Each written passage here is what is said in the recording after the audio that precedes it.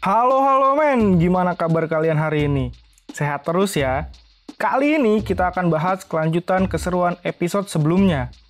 Pada episode sebelumnya, kedua utusan surga kegelapan berhasil dikalahkan.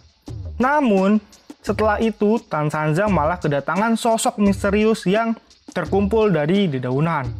Siapakah sosok itu? Tonton sampai akhir di video ini ya. Oh iya, untuk yang belum menonton, tonton keseruan video sebelumnya dulu ya. Terima kasih juga untuk dukungan kalian. Terus tonton video di channel ini dan jangan lupa like dan subscribe-nya ya kawan.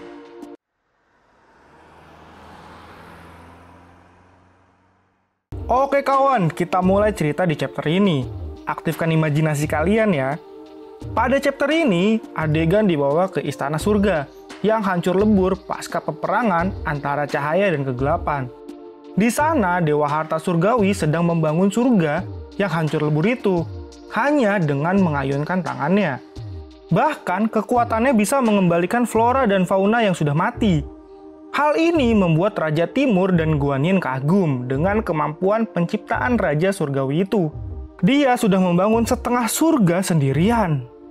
Guanyin sebenarnya juga heran dengan kerja kerasnya, dan Dirtarasta pun mengatakan, bukankah itu mirip dengannya? Dan peran Guanyin hari ini benar-benar membuat Dirtarasta kagum padanya. Bahkan, dia yakin kalau dewa yang lain juga setuju kalau Guanyin adalah pilar surgawi. Dirtarasta pun mengatakan kebangkitan arwah jahat telah membuat banyak perubahan. Kekuatan surga akan diuji dari berbagai tingkatan. Bahkan, mereka berdua sangat khawatir dengan Sutra saat ini. Karena surga kegelapan akan mencoba merebutnya, dan ini akan menjadi perang dingin yang berkepanjangan. Karena tujuan utama mereka memanglah mendapatkan Sutra.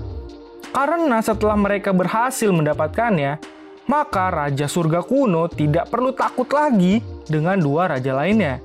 Saat ini, Guanyin sudah memerintahkan suruhannya merubah misinya menjadi melindungi Tan Sanzang. Apalagi dengan kembalinya Wukong, maka seharusnya sudah tidak ada lagi masalah. Di sela-sela percakapan itu, pelayan Guanyin pun datang membawa banyak gulungan di tangannya. Ia mendapatkan gulungan itu dari reruntuhan istana Taisu, dan dia bingung harus diapakan. Raja Timur yang melihatnya pun iri, karena selalu ada wanita cantik di samping Guanyin. Guanyin pun memberitahukan namanya adalah Ziwei. Guanyin pun lalu meminta izin untuk pergi dengan Ziwei meninggalkan percakapan itu, karena banyak yang harus dikerjakan. Setelah mereka tinggal berdua, Guanyin pun bertanya pada Ziwei ada masalah apa saja dan memintanya untuk membuat catatan. Setelah Guanyin pergi meninggalkan Dirtarasta tadi, Dirtarasta pun memikirkan kelompok Tan Sanzang. Dia juga bertanya-tanya apakah arwah jahat akan mempertaruhkan semua untuk pergi ke jalur iblis. Karena menurutnya jalur iblis adalah tempat yang sangat beresiko.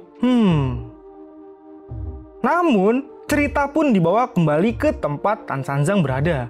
Diperlihatkan, sosok misterius yang sebelumnya datang adalah Raja Istana Selatan, Wirupaka. Dan dia akan turun tangan dalam pertempuran ini. Sumpah bakal seru ini chapter ini nih. Semua orang pun terkejut dengan kedatangannya. Dan bisa-bisanya dia tercemar arwah jahat. Tanpa basa-basi, raja itu pun langsung membuka kotak hartanya dan mengeluarkan harta cermin harta abadinya. Harta itu akan digunakan untuk menyerang mereka. Cermin itu mengeluarkan sinar ungu yang kekuatannya sangat menakjubkan, sehingga semuanya menutup mata. Tapi anehnya, setelah mereka sadar, tidak ada yang terjadi apa-apa. Hanya saja kedua utusan surga kegelapan pun menghilang. Setelah mereka mencari, ternyata Xiaoyu pun juga ikut menghilang dengan mereka. Bailong dan Yihu pun mencari-cari Xiaoyu. Dan Tan Sanzang dengan tenangnya memberitahukan kalau intinya adalah di cermin tadi. Sebenarnya, bukan mereka yang menghilang, tetapi kelompok Tan Sanzang lah yang terkena dampak kekuatannya. Dan benar saja, Tan Sanzang bisa melihat Xiaoyu ada di luar. Hanya Xiaoyu lah yang tinggal di luar. Dan mereka semua tersedot ke dalam cermin itu. Bailong pun berlari untuk melihat Xiaoyu. Xiaoyu pun berteriak memanggil nama Bailong. Dan sayangnya saat Bailong melihat Xiao Yu, cermin itu dihalangi si Raja Selatan, tepat di depannya. Raja Selatan pun mengatakan kalau mereka tidak berdaya lagi sekarang, karena dirinya sudah mengurung mereka di dalam sana. Dan tidak akan bisa keluar dari dimensi itu dengan cara apapun. Kecuali dia sendirilah yang ingin mengeluarkannya. Utusan itu pun kagum dengan kekuatan Raja Selatan, karena dirinya bisa menangkap Tan Sanzang dan murid-muridnya dengan sekejap. Bailang pun kesal dan memukul kaca cermin itu. Untungnya Tan Sanzang berhasil menangkap pukulannya untuk mencegahnya. Tan Sanzang berkata kalau tidak boleh gegabah, dan cermin itu hanya bisa dihancurkan dari luar. Jadi percuma saja Bailong memukulnya. Raja Selatan pun membenarkan itu dan berkata kalau hanya dirinya sajalah yang bisa membebaskan mereka. Tan Sanzang pun menolaknya karena masih ada orang yang tidak terjebak di sini. Ternyata yang tidak terjebak selain Xiao Yu adalah Zubaji. Dia tidak terjebak karena tidak melihat cahaya cermin tadi. Lalu Wirupaka pun meremehkan Baji, berkata dia hanyalah seekor babi buta.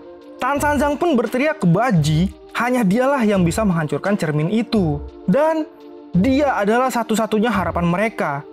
Wirupaka pun berkata, mereka menaruh harapan kepada orang yang salah. Karena menurutnya babi itu tidak akan ada apa-apanya. Lalu dia pun membuka kotak hartanya lagi dan memanggil gurita raksasa. Gurita itu pun menyerang Baji dengan melilitkan seluruh tentakelnya ke badan Baji. Baji pun berkata kalau itu menjijikan. Xiao Yu yang melihat gurita raksasa itu pun memutuskan untuk bersembunyi dan menyemangati Baji. Sayangnya Xiao Yu malah ditangkap oleh Raja Selatan. Dia meminta Xiao Yu untuk ikut dengannya membantu surga kegelapan dalam menguasai dunia. Jelas saja Xiao Yu pun menolaknya. Dan hebatnya, Baji pun berhasil lepas dari gurita raksasa itu. Dia memakannya. Babi rakus ini babi. Raja Selatan pun kaget dan marah karena Baji sudah memakan koleksinya. Kakak adik sama aja nih, menghancurkan koleksi semua Raja Selatan.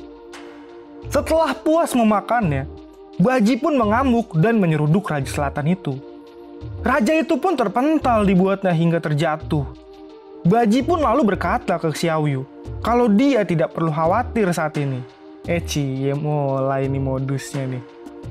Serangan itu pun membuat dua anak buah Wirudaka pun kaget karena Baji bisa menyerang Wirudaka.